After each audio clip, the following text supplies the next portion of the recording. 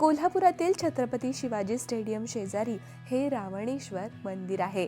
2014 साली झालेल्या जीर्णोद्धारानंतर सध्या हे मंदिर आत्ताच्या काळातील वाटत असलं तरी इथले मूळ स्थान हे अगदी पुरातन आहेत। विशेषतः इथले शिवलिंग चौकोनी आकाराचे असल्याचे पाहावयास मिळते। पूर्वी इथे असणाऱ्या रावणेश्वर तलावावरून येथील शिवलिंगाला रावणेश्वर अशी ओळख निर्माण झाली आहे।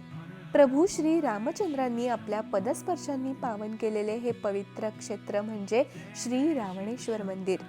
करवीर महात्म्य या पवित्र ग्रंथात असा उल्लेख येतो की प्रभू रामचंद्र, लक्ष्मण, सीतामाता वनवासात असताना करवीर क्षेत्री आल्यासमयी त्यांना दशरथ राजाला पिंडदान करण्याची वेळ आली। त्यावेळी अन्य काही साधन न मिळाल्याने सीतामातेने वाळूचे पिंड तयार करून ते जवळच वाहणाऱ्या जयंती नदीत प्रवाहित केलं। माता सीतेचा श्रद्धाभाव आणि करवीर क्षेत्राच्या अगाध प्रभावामुळे दशरथ राजा तृप्त होऊन मोक्षास गेले। त्यामुळेच करवीर क्षेत्राचे हे महात्म्य जाणून प्रभू रामचंद्रांनी इथल्या एका तीर्थाच्या काठावर स्वतःच्या नावे आणि लक्ष्मणाने आपल्या नावे अशी 2 लिंगे स्थापन केली।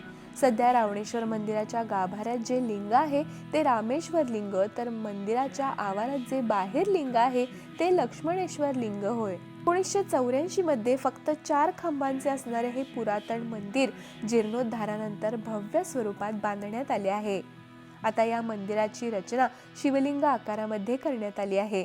या मंदिराचं वैशिष्ट्य म्हणजे लिंगाजवळ चंडेश गणाची स्थापना केल्याने निर्माल्य दोष नाहीसा झाला आहे। त्यामुळे मंदिराला पूर्ण प्रदक्षिणा घालता येते।